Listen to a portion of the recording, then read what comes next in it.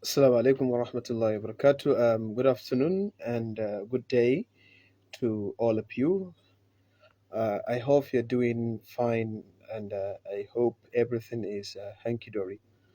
Well, today I'm going to have a special session with you where we will take some words that are commonly mispronounced in English language and I will try to offer a better way of pronouncing them. There are so many words that are commonly mispronounced in Nigeria, in Africa, at large.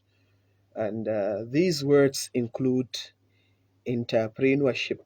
Many people say entrepreneurship, but the correct way of pronouncing this word is entrepreneurship. Entrepreneurship. Yes, of course. For example, he studied entrepreneurship at university. He studied entrepreneurship at university. And the person who is good at entrepreneurship, who studies it, for example, is called entrepreneur, the noun person. So the pronunciation is entrepreneur, not entrepreneur, but entrepreneur. This is how we pronounce the word entrepreneur. Entrepreneur. That's the pronunciation.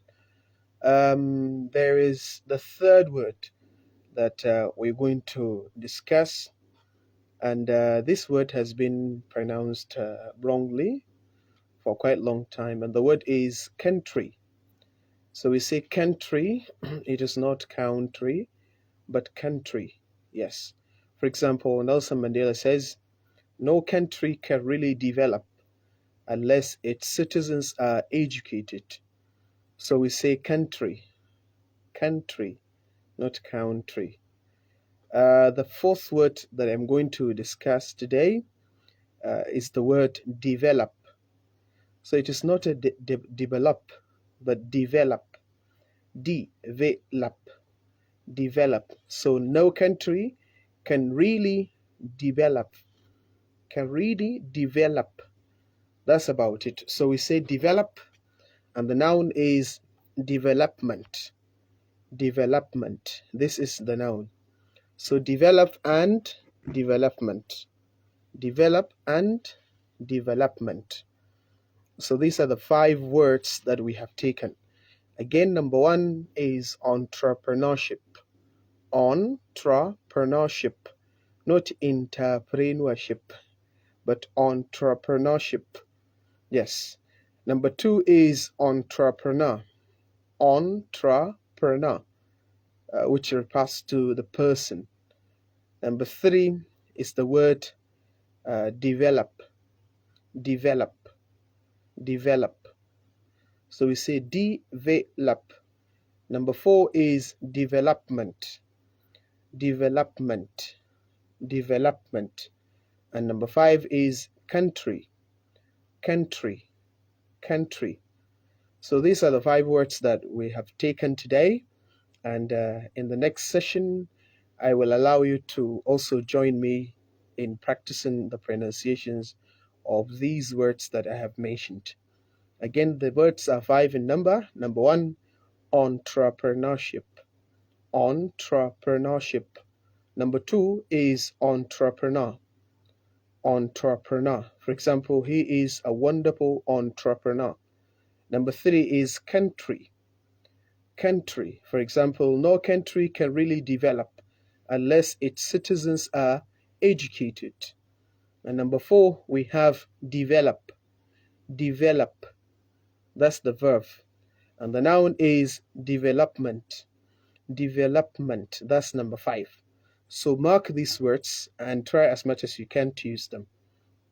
Now on the grammar aspect, we're going to talk about the past perfect tense, considering the fact that many users of English misuse it. Sometimes when it is used in some certain structures, many students get confused. For example, if I say, I had my breakfast before I came out. I had had my breakfast before I came out. People become confused about the two, or about the two had that we have in the sentence. I had had my breakfast before I came out. This is a typical example of the tense that we call past perfect tense. And past perfect tense is used in English to talk about two actions that happened in the past. But you would like to show which one precedes or preceded the other. This is how it is used. Therefore, we say he had finished university before you came. He had finished university before he came. So if you look at this structure, the segment that has had plus past participle indicates the first action, while the other part that has simple past indicates the second action. So he had finished university before you came. It means even if you say before you came, he had finished university, even if you put the sentence in a structure like this, then the sentence will still remain the same. But the first sentence or the first action that preceded the other is the part that takes had plus past participle, while the second action that came after the first action is the part that has simple past. So this is it. So if we're able to understand this structure, then if I say I had had my breakfast before I came out, the first had is the had for past perfect tense. And the second had is representing the word eaten. So eat, eaten, ate, eaten. And this is how we use it in English. Therefore, instead of saying I ate my food, you can say I had my food. This is the second word. Therefore, I had had my breakfast simply means I had eaten my breakfast. The second had is not a helping verb but a main verb, and it is synonymous with the word eaten in this context.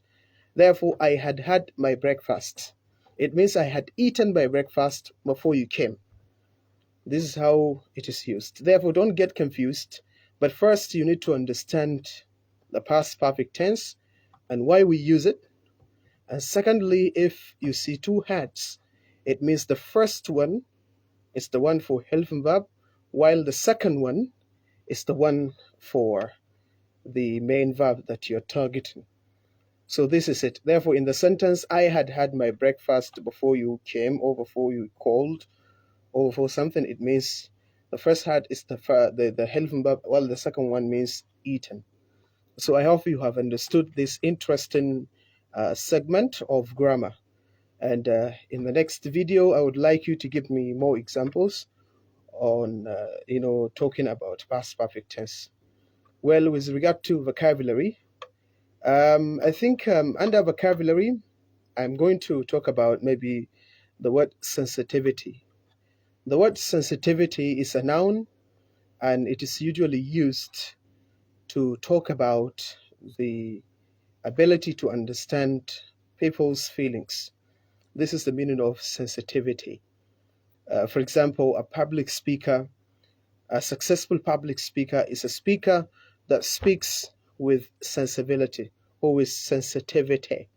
It means a successful public speaker is a speaker that speaks by showing understanding of people's feelings, what hurts them, what doesn't hurt them.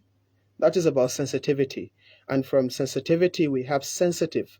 Sensitive refers to a person who is able to understand people's feelings. So you can say, for example, as a public speaker, you must be very sensitive. It means you must be able to understand the feelings of other people. Therefore, you should try as much as you can not to hurt their feelings. And we also have sensibility. Sensibility is also used to refer to the ability to understand people's feelings, especially in fiction, that is in literature. In literature, for example, you can say the writer writes with high sensibility. It means the writer writes with high understanding, with high ability of understanding the feelings of the characters and why they perform their actions.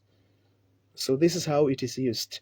Therefore, we have sensitivity that is used in everyday English, and we have sensibility that is particularly used in literature to talk about the ability of understanding the feelings of characters and also the rationale behind their actions.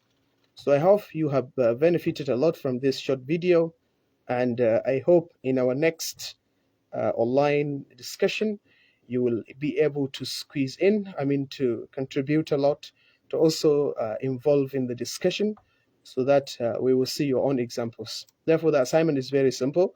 We've talked about 5 words that are mispronounced commonly. So I would like you to pronounce the words in our live class. Number 2, we talked about past perfect tense under grammar, where we talk about I had had my breakfast before I came. So I want you to give me more examples of past perfect tense, but you have to watch the video first before you can answer. And then number 3, we have talked about sensitivity and sensibility, and we explained the meanings of these words and where they are usually used. Therefore, in our next video, I will be expecting your answers. You will join me live and we will discuss so that we can benefit from each other. Thank you so much, and I wish you all the best. I'm Abu Musa Idris, aka Abdul Rabbi, saying tata for now.